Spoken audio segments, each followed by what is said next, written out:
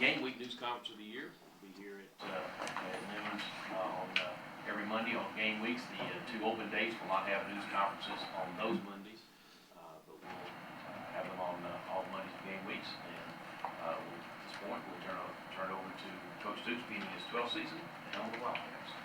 Thank you, Tony. It's good to see everybody. It's great to be back in this room. I think it's been a while since we've had a press conference here in this room. Usually I'm standing in the hallway there after practice dealing with a lot of noise. So it's good to see everybody, and I think it's fair to say that it's nice walking into the office on Monday morning and it officially being game week. I get asked 2,000 times in the off season if I'm ready for the season, and I'm absolutely not ready until we get to this point.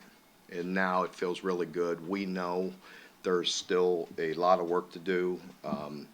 Yes, we got ahead on Southern Miss, and we're able to work on them a bit last week, but it's also the beginning of a week to officially get ready. So we have quite a few newcomers in our program that need to find that routine and that rhythm that I have and try to have throughout the year, and so the players can anticipate and they know what to expect on Monday through Friday through game week. So, offensively, probably, for the most part, that's where there's a lot of change. If you look at, maybe 5, 6 guys that are, very important roles that hadn't gone through this routine.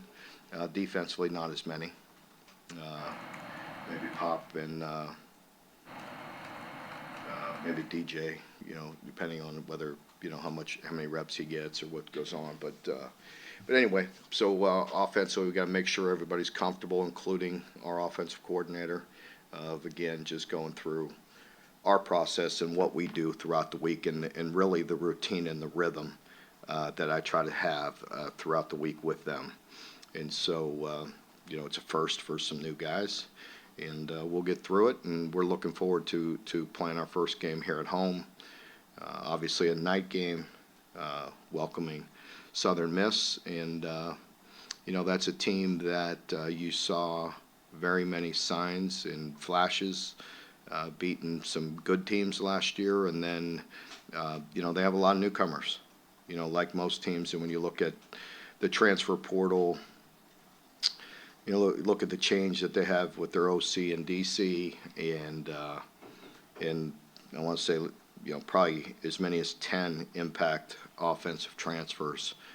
You don't know exactly what you're going to get, so we have to be prepared for quite a few things heading into the opener. We've done that. We've worked on things throughout throughout camp. So, we just got to handle things in stride. Nothing ever goes as smooth as you want it to. We have to be able to adapt, make adjustments, and nobody panic here in game one, and make the adjustments throughout the game, and go execute and play good football. I'll open it up for questions. Questions? Mark, I think one Tuesday night in camp, you got the guys in the stadium, did the lights and all of that. What is that, the new light system and the environment, recruiting, what does that do for you guys? Well, I don't think all the lights and the banners were completely done at that point, but we shall see, how that affects recruiting and the environment and everything. I think it was very hard to replicate it exactly. On that Tuesday, we did put them on at times so they wouldn't see them for the first time in a game night. But the lights are new as well, and that was one of the reasons why I wanted to get over there. We have some players that are new. I think just playing in the stadium's different. The wind blows differently as far as our punt return, kick returns. Just playing in the open field in the stadium, it's important to do that. And playing at night, practicing at night. I mean, also just getting their body acclimated, to coming in, having meetings, having a long break, very similar to what we do in game week right now. Because school started just today, that we've been on one routine. And so I think just that coming in, having meetings like we do on a game night. There's always a long break. I've talked to other coaches, I've talked to other people to see if there's things that they do differently that, with the breaks that you have in the afternoon, and looked at, anything we could do. I mean, as you know, we played some very good games at night, and I don't remember any, but I'm sure we probably played some bad games. So, I'm sure it goes both ways, so we'll see. Is Corbin Ford available? He is not. Is he in that group of extended absences? Yes. Yes. Mark, we've talked so much, obviously, about the fourth OC in as many years, and obviously that's a talk during camp. But now, week one, you're, for better or worse, you're used to, dealing with a new guy in that first game. You never know how it's going to go out there on the field until it goes. So, have you gotten good with figuring out, okay, here are the hiccups, week one, what are some things to improve on, learning a new guy once you actually get into the game? Yeah, I think we've really tried to head off all those issues. If we, run into problems, we do have timeouts for a reason. Obviously, we want to save them for 2-minute situations at the end of half in the games should you need them, but also we want to make sure we don't waste plays. We have worked the communication, the new communication, over and over again, all the way from spring all the way through camp. We've practiced it. We've practiced it live in the stadium. We try to anticipate those things and head them off before they happen. Nothing, is ever perfect. We're going to strive to be, but we will see. We're going to go out there with a confidence that we are going to be able to operate smoothly. I love the way he operates. I like the way he thinks. I like the way he anticipates his calls. He is in the box, so he could write down his notes and have his thoughts and his ideas handy and at his fingertips. I think it also helps with the communication to be able to see the defense, see the big picture, and possibly adjust at times as well. Coach, having a new quarterback, especially in the night game, his first game here at Kroger Field under the lights could cause a lot of first game early jitters. What do you hope to see from Brock and how he adapts throughout the first game? I think just, a big thing that we talk a lot about is make the routine. And with him, just continue to operate smoothly, continue to make good decisions, and continue to make the simple look simple and the routine look routine. If a guy's open, hit him and catch and run and protect the football and do the basics. If we continue to do a lot of little things, big things will happen. And, I think that's an important message with our entire team early, because I've mentioned it before. You guys have listened to me for 12 years, and for 12 years I've probably talked about it leading into it. Guys want to do too much too early. That they immediately, want the score to be whatever. They immediately want to have their production. They immediately want it all to happen right now. Why? Because they've worked very hard. They've lifted weights, they've ran all summer, they've done these things, they've had all these practices.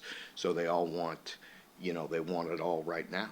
And that's not going to happen unless they, fall back on the things that they were taught and do the little things. If you continue to pile on and do the little things right and make routine look routine, big things will eventually happen. That's hard. It's hard to preach because guys want it all very quickly. You've talked about this whole offseason, the running back group being a whole committee this year. Jason Patterson at 2 and Demi at 1. What kind of went into that decision? Production, just the way that they played, and Jamarion will be very close second, with Jason, so he'll play quite a bit as well. I admittedly forgot about the 2-minute timeout until watching the games this weekend.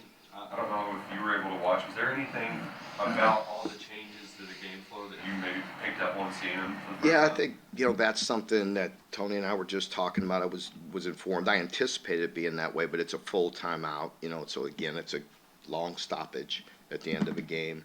That could benefit you, or it could be something that you want the clock to go. So again, it's part of the new environment, and we'll adapt to it and make sure we try to make the correct decisions. Mark, what about the tablets?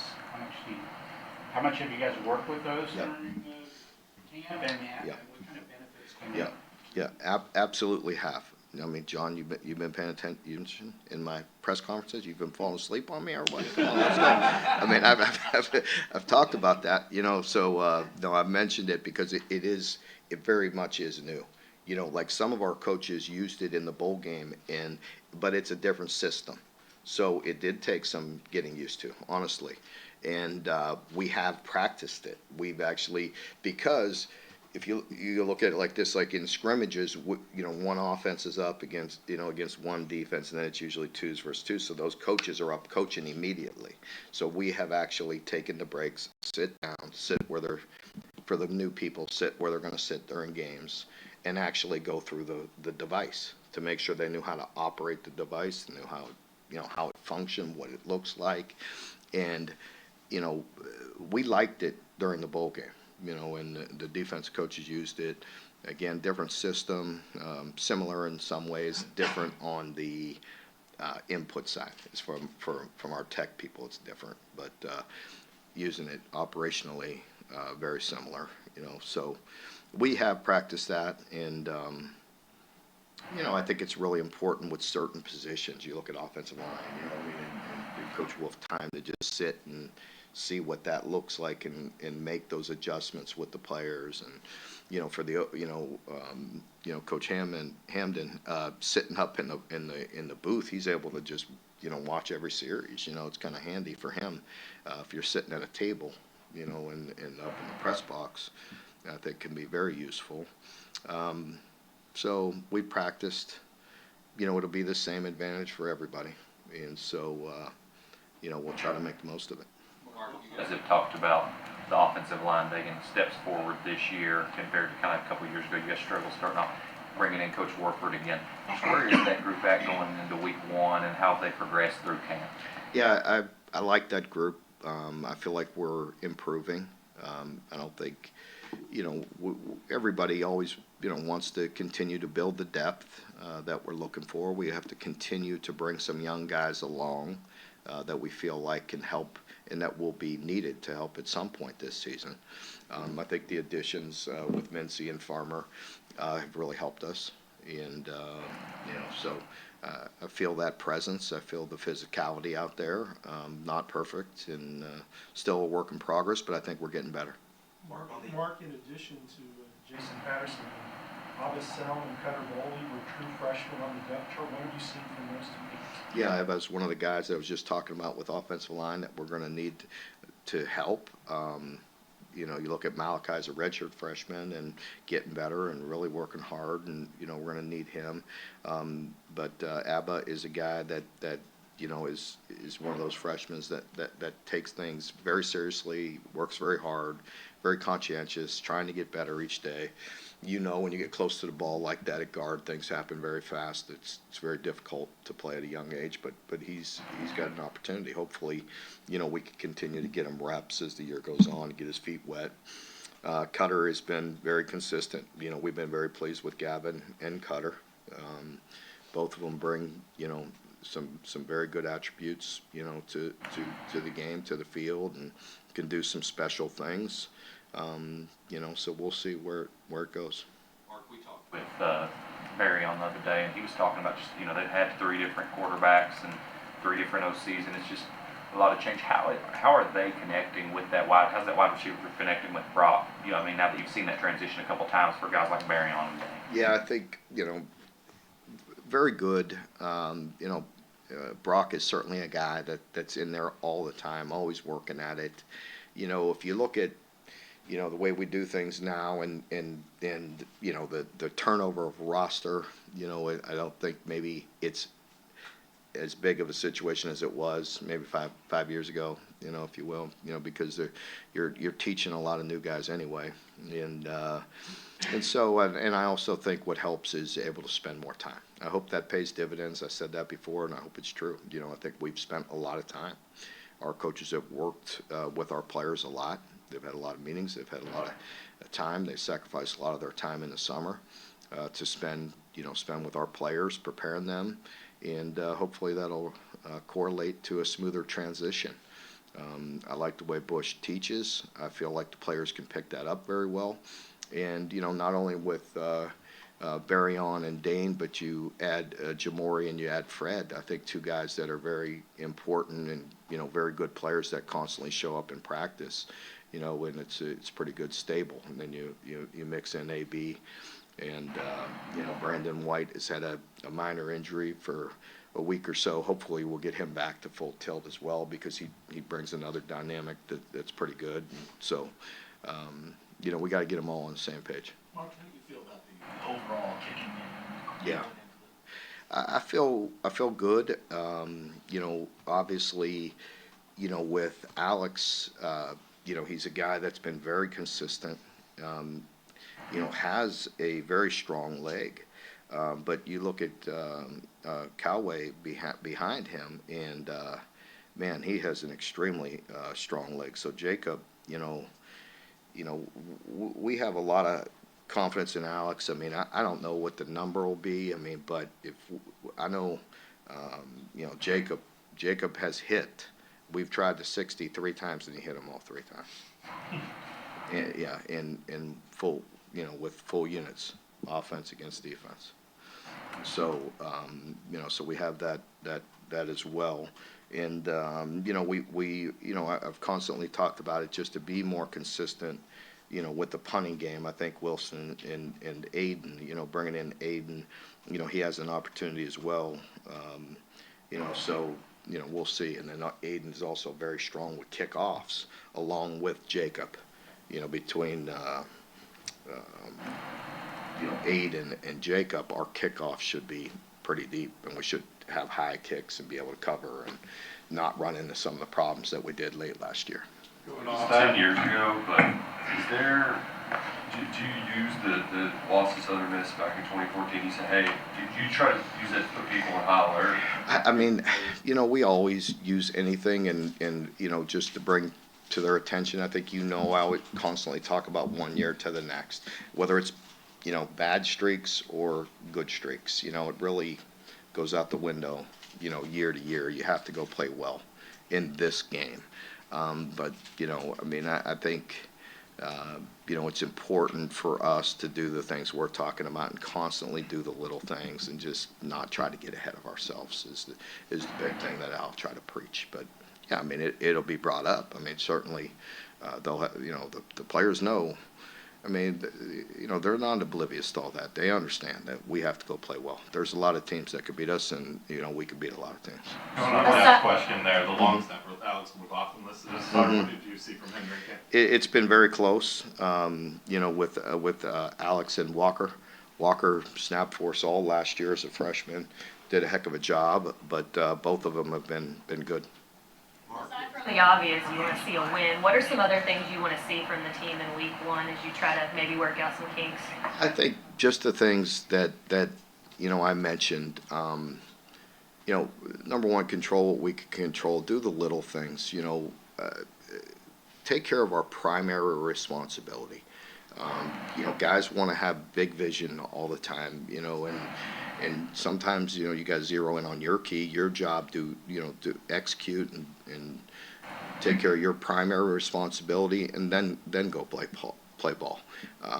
You know, so I think those are the things I'm looking for. Obviously, the operation, you know, how smooth we are. We want to play clean. You got to protect the football. We want to win the turnover battle. But also, I think just, you know, doing the little things. You had a lot of oars on the secondary, both safety and cornerback. You foresee that? Just out of confidence in either or. That's what I was going to ask. Yeah. You just foresee that being 2 units and Just- you're going to play a lot of guys? Yeah, just those guys can play. You know, the safeties, those 3 guys are starters.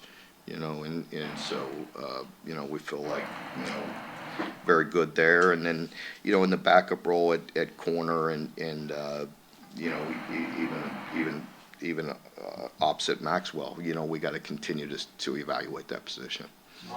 And DJ's not quite been 100% this week as well, this past week, so that, yeah. You referred to the transfers that they have coming in. You know, Southern Miss has put a lot of good players in the league through the years. And the SEC teams can't get all of them, so how would you assess their talent level going into this one? Because they're kind of fly below the radar a little bit. Well, again, very, very good team, very well coached. Will Hall, I don't know him very well, but we competed against each other. His background, he's got a good, solid background.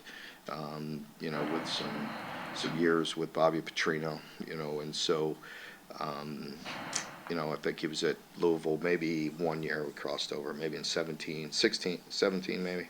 But they have 10 new guys, new quarterback, so we'll see. It's hard to assess that until you put it all together and get out there and play.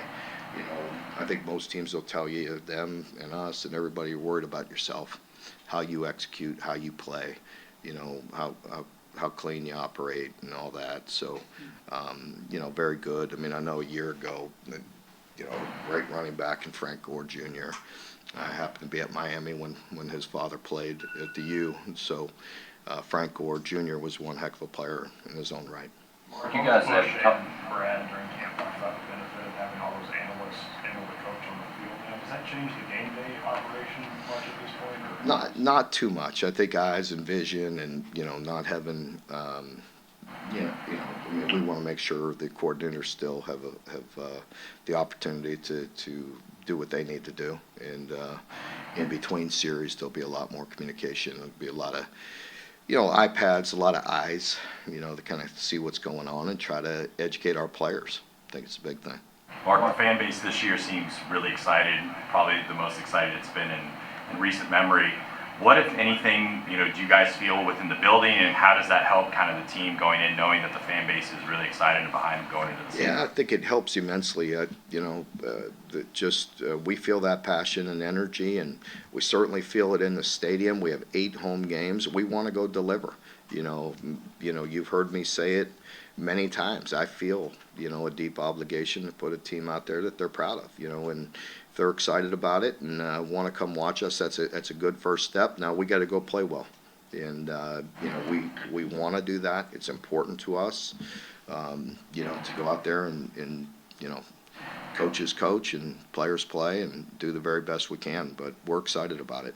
Can't get too far ahead of ourselves. That's the big thing. Everybody always wants to talk about the schedule, and it's like, hey, let's go worry about Southern Miss. To your point, a few years back, they took care of us, and there were some lessons in that game that I carried with me. You've heard me talk about scars and, calls and plays and things that happen. I mean, I remember very exactly what happened at the end of that half. I remember exactly the call we made. I remember exactly the mistakes I made. You know what I mean? And you're thinking they're running out the clock. I let a call go. I should have called timeout and regrouped. That's on me. And but it was a long time ago, but I don't forget. Mark, you had a few guys injured on that defensive line, and Brad said that early in the preseason, he said, you never want that to happen, but if it could happen to a group, that's where the depth that it could happen. How are those guys doing, of course, but outside of Dion and Keyshawn, those kind of guys, how are the guys behind them doing as you need depth there? Yeah, I mean, that's a deep group, with Trayvon and Ox and Dion and, all of them have played very well. Khalil is a guy we have a ton of confidence in. Keyshawn's played very well. And, we got to get a guy like Kendrick Gilbert. We got to get him, to continue to grow, to continue to get better, bigger, stronger, be able to handle the SEC reps that are coming down the stretch. So, I think it's always a work in progress developing guys, and you've heard us talk about it before. We have a unit on defense where there's a ton of experience, and then we have some youngsters that we have to bring along. Mark, in this portal era where you can't necessarily count on guys being here for 5 years anymore, does that affect your redshirt decisions at all? Like, are guys ready to go on special teams, you just throw them out there? Absolutely. Yeah, it does. If they could help us, they're going to help us. If they could play some special teams, there's a lot more accountability there than even they understand. The way we practice, talk about it, the way we go in meetings, the intensity of Coach Boulware and how he goes about special teams. I mean, that's some serious business, and we let nothing slide. And so those players understand it, but I think, media covering it, fans, I mean, if they can help us, they're going to help us. And there's a lot of young athletes that can run, and we need them to continue to grow up and play. And then that's the first step, with them is being accountable and helping us on special teams. If they can't do little things, they can't do big things. And we talk about that all the time. And a little thing might be the backside of kickoff return or finishing a block or doing some things that nobody sees. But if you execute it and you do your job, then big things may have happened, so, we'll harp on that and we'll continue to bring those guys along. You Mark, mentioned, what is your couple more. assessment of the tight end group? It's a good group, there's some experience in there, so, Caddis is a guy where, again, Josh, you just want him healthy, and I think that's something that we have to protect him a little bit and just make sure that he's ready to go. Jordan is a guy that, we have a lot of confidence in. Kamari, you want to see growth out of him.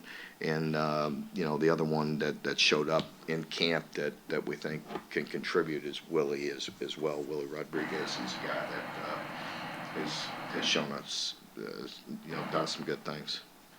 Okay, folks, thank you very much. Just a reminder of normal game weeks schedule, we have offensive players